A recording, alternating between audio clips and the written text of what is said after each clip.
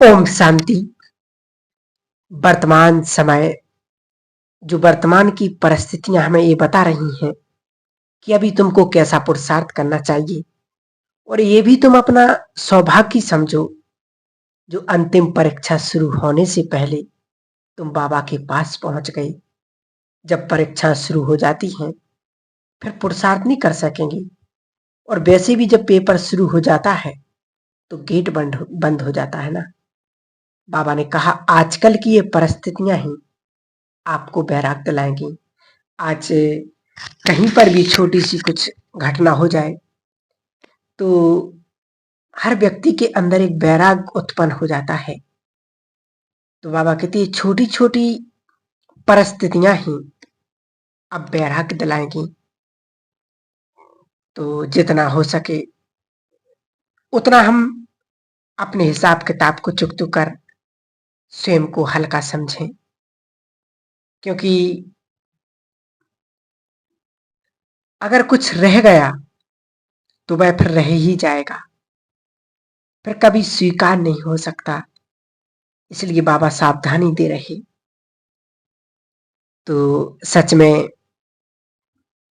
कितना भाग्यवान है वो हर इंसान कि जिसने भारत जैसी पवित्र भूमि पर जन्म लिया है। ये भारत वही पावन देव भूमि है जहां स्वयं ईश्वर अवतरित हुए हैं।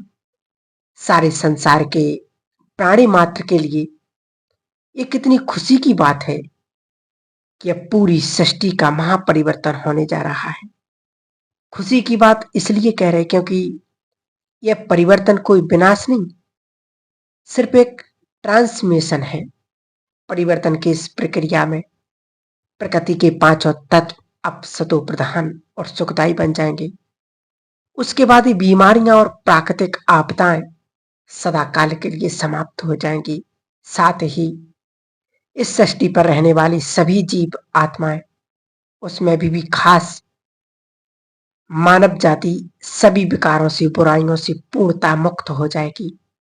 बस यहीं से एक नई दुनिया, एक नए सुखमय संसार की शुरुआत होगी।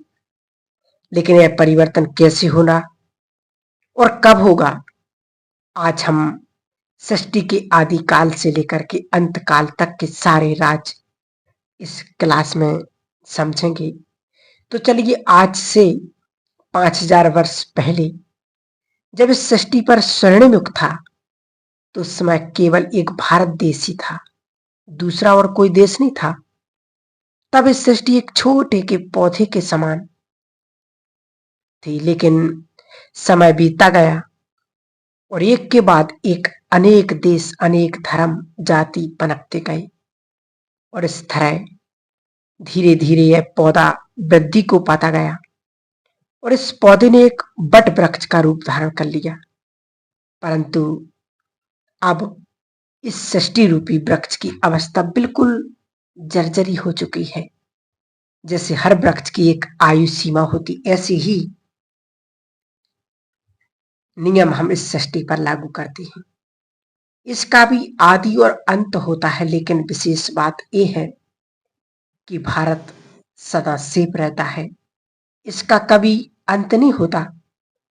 जैसे ही संसार का पतन होने लगता है और मानव विकारों के अति में चला जाता है, तब इस सृष्टि पर एक ऐसा परिवर्तन होता है जो फिर से भारत सोने की चिड़िया बन जाता है और वही स्वर्णिम युग आ जाता है। यह एक साइकिल है, एक चक्र है जो इस सृष्टि पर चलता रहता है। इसको हम ऐसे भी समझ सकते जैसे 24 घंटे में एक दिन और रात का एक चक्र पूरा होता। हर रोज सुबह होती, फिर दोपहर होती, शाम होती, उसके बाद रात होती है, लेकिन रात के बाद पुनः सवेरा जरूर होता है। ठीक ऐसे इस सृष्टि पर भी हम बेहद का चक्र चल रहा है जो हर 5000 वर्ष के बाद फिर से रिपीट होता है। यह सृष्टि चक्र एक समान 4 हिस्सों में विभाजित है, सतयुग, त्रेता, द्वापर, कलयुग, और कलयुग के बाद फिर से सतयुग आता है। बिल्कुल वैसे ही जैसे रात के बाद दिन आता है। कहते हैं ना, समय कभी नहीं रुकता, समय वो मूल्यवान चीज है जो बड़े से बड़ा धनवान भी उसको नहीं खरीद सकता। और समय वो अमूल्य चीज है जो अमीर से लेकर गरीब तक सबके पास अवेलेबल होती है। परंतु जिसने समय का सदुपयोग किया, जिसने समय को समझा और जिसने समय के साथ चलना सीख लिया, वो इस संसार का सबसे श्रेष्ठ प्राणी, सबसे श्रेष्ठ मानव है। तो इसलिए समय किसी के लिए नहीं रुकता है और सतयुग से चलते हुए इस घड़ी की सुई आज यहां तक आ पहुंची है। कलयुग के इस अंत समय में जब सृष्टि पर घोर पाप और भ्रष्टाचार बढ़ जाता है, अति धर्म ग्लानि हो जाती है, तब इस कलयुग को सतयुग में परिवर्तन करने के लिए उस परम सत्ता, परम ज्योति के सागर शिव बाबा को इस धरती पर आना पड़ता है। क्योंकि महापरिवर्तन का ये कार्य कोई साधारण व्यक्ति नहीं कर सकता। वैसे तो द्वापर युग से अनेक धर्म, अनेक महान आत्माएं समय प्रति समय ईश्वर का संदेश देने व मानवता का पाठ पढ़ाने ऊपर से आती रही, जिन्हें हम अवतार, पैगंबर, मैसेंजर भी कह सकते हैं।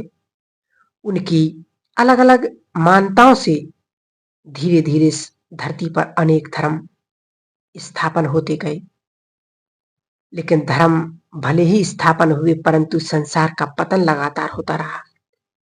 इसलिए नरक समान बनी हुई इस कलयुगी दुनिया को फिर से स्वर्ग, जन्नत बनाने के लिए उस ईश्वर को, उस खुदा को, उस परमात्मा को, उस भगवान को आना पड़ता है। तभी तो उनको खुदा भी कहते हैं। कलयुग की इस अंतिम घड़ी को कुछ लोग विनाश काल भी कह देते हैं, लेकिन हम इसको परिवर्तन का समय कहें तो बेहतर रहेगा। क्योंकि एक विरोध बात है, तो सभी ने सुना होगा, जब कोई शरीर छोड़ता है तो अक्सर यही कहते हैं कि स्वर्ग सिधार गया या जन्नत में चला गया। लोग समझते हैं ऊपर आकाश में सितारों में ऐसी कोई दुनिया होगी, लेकिन वास्तव में स्वर्ग या नरक तो जो कुछ भी है सब इस सृष्टि पर है। ये सारे नाम इस कलयुग के हैं। नरक, हेल, कब्रिस्तान, दुख की दुनिया, क्योंकि यहाँ सब दुखी हैं। और सतयुग में है अपार सुख, इसलिए उसको स्वर्ग, जन्नत, हेवन, पैराडाइज कहते हैं।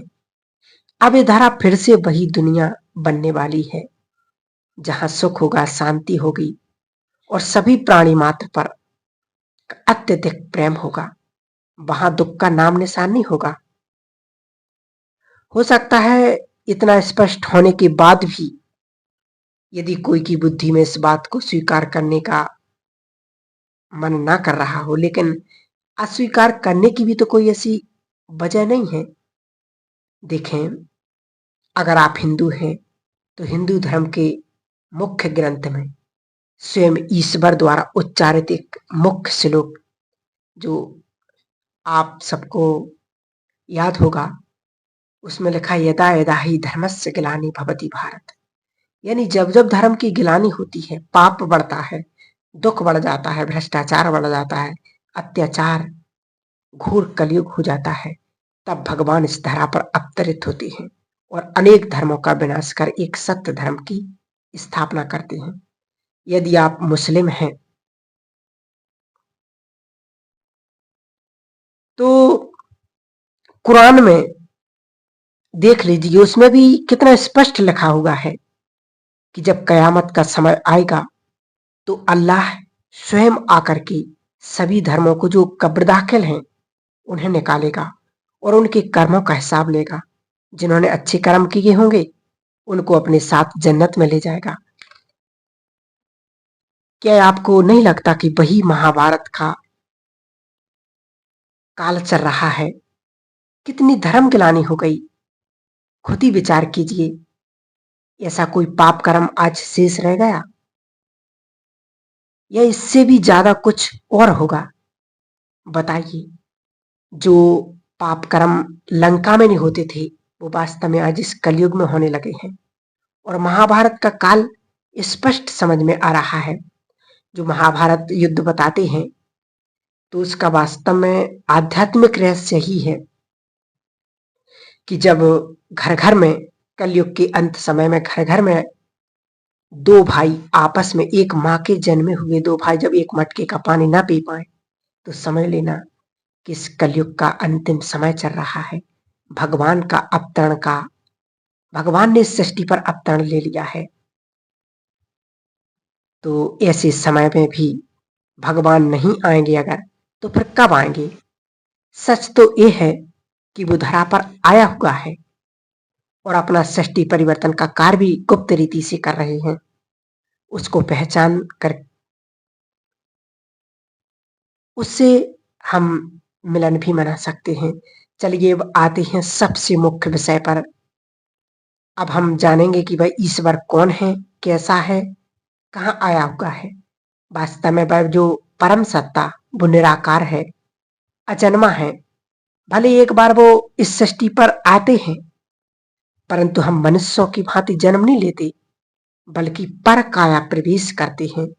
इसलिए तो उनका अवतरण दिवस मनाया जाता है, कभी जन्म दिवस नहीं मनाया जाता।